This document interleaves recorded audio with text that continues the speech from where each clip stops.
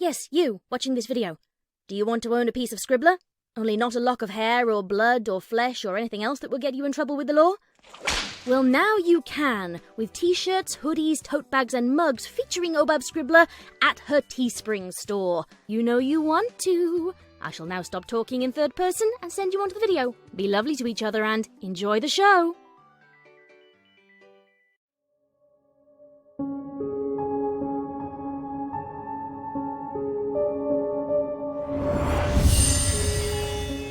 Tomorrow was beautiful. Twilight knew because she had seen them all.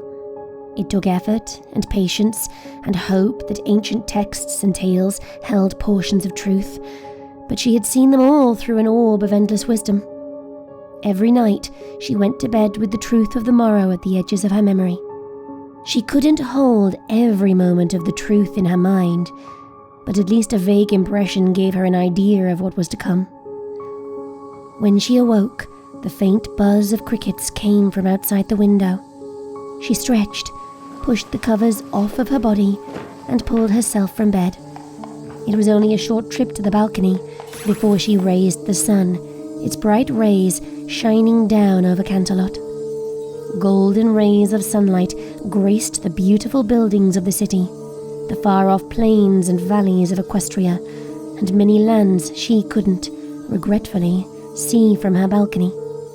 She smiled and went about her business. Meetings, court, meals, decisions, and verdicts alike passed with little incident. In the evening, she received a letter from her student, Lustre Dawn. Another week, another friendship report, another lesson with the faintest echo of her own experiences. Names and particulars changed, but she knew that Lustre was receiving the best education of a great and powerful magic. She chuckled when Pinky and Starlight were mentioned, unfortunate bystanders to an antic of one of Lustre's more energetic friends. In the end, all things came to a wonderful close. Growth, learning, and understanding passed in its wake. She wondered, faintly, if Lustre's friends truly learned the same lessons. Tomorrow was beautiful. Twilight knew, because she had seen them all. Tomorrow was stormy. Twilight knew because she had seen them all. Of course, the weather ponies would argue otherwise, planning nothing but sunshine for the cold winter day in Canterlot. When she awoke, there was the howling of wind against the windows. She stretched, pushed the covers off of her body, and pulled herself from bed. She did not bother to approach the balcony before raising the sun, and not a single ray graced the city. A name floated at the fringe of her memory. Thrix. She went down to her court to find Spike pacing back and forth. Seconds later, a letter arrived via magic from Lustre Dawn. She asked about the weather and said that a powerful snowstorm blanketed Ponyville overnight. Other letters arrived shortly afterwards. The yaks, griffins, hippogriffs, dragons, every creature reported the same. As Spike fidgeted, Twilight smiled and placed one of her massive wings over his shoulder. "Relax, Spike. We'll find a way to solve this. We always will." After days of searching in the Canterlot archives, the snowstorm unceasing, Twilight found the name in an ancient tome. Thrix was a storm giant, one sealed long ago by dragons. His storms challenged their fire and rage, and so the Dragon Lord Spark had challenged him to single combat. Twilight knew such a challenge would not be possible now. The storms outside meant Thrix had grown powerful. However, the tomes said Thrix gave birth to the Windigos, and Twilight had her solution. She gathered her friends along with Lustre Dawn's and led all of the creatures in Equestria and at its borders in summoning the fire of friendship. A great pink plume formed over Canterlot, growing by the second. Storm clouds broke around it, and far above, the great image of the giant Thrix came into focus. Against the unending warmth, he wilted and melted, his body shrinking until he fell to the ground outside Canterlot with a thunderous crash. took weeks to clear the snow completely, but Thrix was gone forever. Tomorrow was beautiful. Twilight knew because she had seen them all. Tomorrow was dark. Twilight knew because she had seen them all. Ponies would panic, thinking the princess was indisposed, but it was nothing of the sort. When she awoke, she heard nothing. She stretched, pushed the covers off of her body, and pulled herself out of bed. As she walked to the balcony, her horn lit. When the sun breached the horizon, there was a great black thing blocking its light. While Spike paced back and forth in the throne room downstairs, Twilight went to her telescope. The surface was as black as it appeared to the naked eye, smooth and unblemished even with inspection. A name the pony tongue could not pronounce graced her memory and left her feeling drained. Letters poured in through magic fast enough to nearly flood her room, but she teleported to the throne room with them. She summoned her friends, along with Dawn and hers. Discord spoke the name that Twilight could not utter, shivers running down the spines of all in earshot. Spike once again fidgeted, and Twilight pulled him close with a wing. "We'll find a way to solve this, Spike. We always will." It took a month of utter blackness and nightmares for the answer to arise. Artifacts from every nation were gathered, and a ritual was performed. Friendship, in a way, won out, and Twilight received daily lessons from Dawn throughout. The sky cleared when the black, terrible thing was tossed eons away. Tomorrow was beautiful. Twilight knew because she had seen them all. Tomorrow would be the last. Twilight knew because she had seen them all. Her friends were long gone. Dawn and her friends had grown so much, though ultimately apart. Spike was still at her side, now massive enough to no longer actually be allowed in the castle, and Discord still managed to make an appearance every week or 3. When Twilight awoke, the sun was already shining through the window.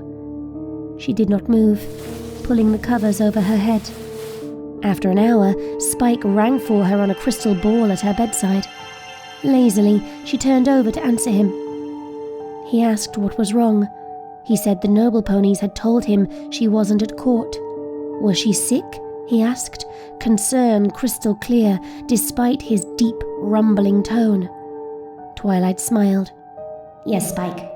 Just a little. We'll find a way to solve this. We always will."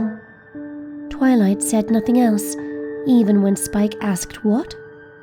Spike left her alone after several minutes. Before sunset, Discord appeared in her bedroom. She banished him with a spell, leaving him unable to reach her. The sun lowered without her magic. Tomorrow was going to be nothing. Twilight knew because she had seen them all.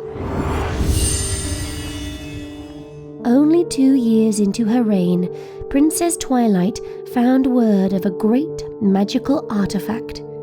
It was said to hold boundless wisdom, the ability to see the truth that had, was, and always will be.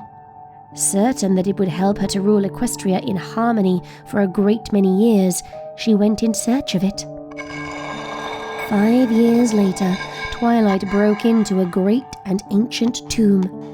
She did not bother to translate the ancient words marked outside of it, nor make a note of the circular patterns they formed.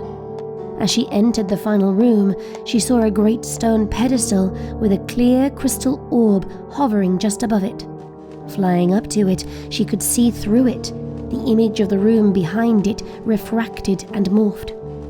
As her hooves touched it, the knowledge of all that had and would and will be came flooding into her mind. Endless days of joy and peace filled her brain. Troubles that she and others would overcome followed, as well as countless obstacles overcome by creatures ancient and long past. Then, peering into the future, there was a great nothing. Not black, not dark, nothing. Her hooves came free from the orb with sweat dripping from them. Her chest heaved up and down in great, deep, shaky breaths. Slowly, details slipped away, and Twilight's panic faded. Eventually, she found the strength to leave the room, then the tomb, and finally return to Canterlot. When she drifted to sleep, she knew that tomorrow was beautiful, and smiled. Tomorrow was still nothing. Twilight knew because she had seen them all. She had seen the last. When she awoke, she felt and heard nothing. She opened her eyes, greeted by a great expanse of nothing about her. It was like a bright white void, but part of Twilight knew that there was no light to truly blind her. Still, her eyes strained against it. The words filled her mind and rattled her skull. She pulled her hooves up as her ears pressed flat, but no attempt could silence them. As all you have seen before you, and that will see after. The words reverberated in her skull, but Twilight's body slowly began to relax. In the aftermath, faint echoes of the voice still vibrating within her mind, she felt calm.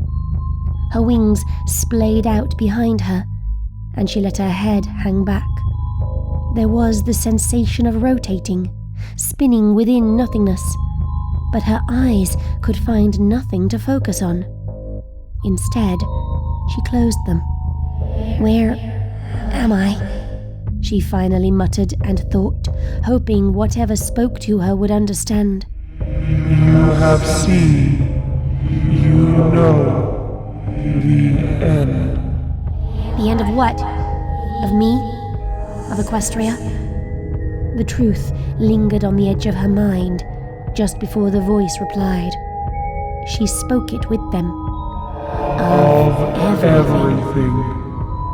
She felt tears welling in her eyes, the truth she could not tell to others facing her. Things beyond mortal knowing shape reality.